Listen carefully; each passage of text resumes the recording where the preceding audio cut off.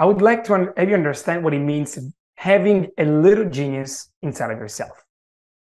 And in order to discover your little genius, I invite you to close your eyes, for example, for a few seconds or 1 minute at the most, and think about what age has your little genius? What are you doing in that moment when you were a little genius? And for some people, it comes like, what's your first memory that you have about yourself? Sometimes it goes when you were a kid, very little, and maybe don't know, like it's a memory. Maybe you're doubting it's a memory, but actually is a memory. And you look around and you will smell something. Maybe you hear something. Maybe you hear your parents' voices or someone else's voices who was taking care of you in that moment. Maybe you see yourself doing something or learning something. Maybe you see yourself just enjoying your life in that moment. And the question I have for you is, what does the little genius tell you? What does the little genius think in that moment?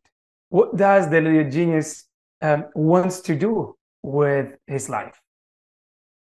Now, if you open your eyes, think about what age did you have at that moment. For some people, as I said, can be like being between 0 and 1.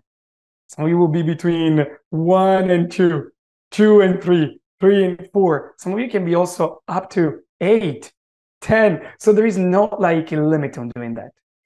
But what age came to your mind is your little genius. And there is some studies about different parts of our brain working when we are learning something.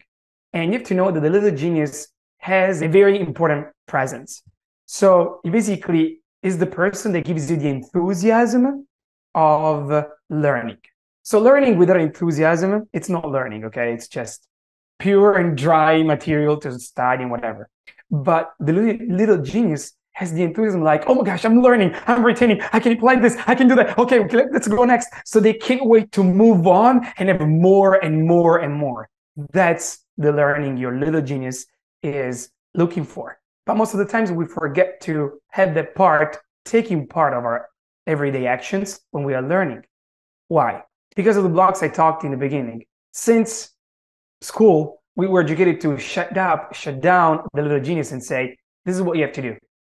Just stick to things with your brain. You have to pass the test to avoid either pain of parents or people saying, oh, you have to do more, or, doing good in school, punishment or whatever, or teachers that were humiliating you in front of others saying, hey, you have to be better. You will never go as far away if you're still doing the things you're performing this way. Or we were like educated at like just sit there listening to the person talking of something that we didn't even want to know, but we have to pass the test. We were educated for years, forgetting about the little genius that's actually there, still there, waiting for you to listen to the voice.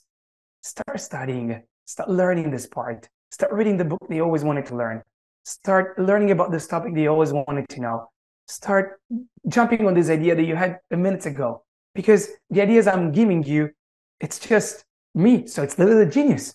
I have this idea. Why don't you get excited about life? It's this idea. So I do this with my students. And when I do this exercise, of course, it's a little bit longer than this. But just this tip I gave you allows you to understand, oh, there is still that voice in my head that wants to learn.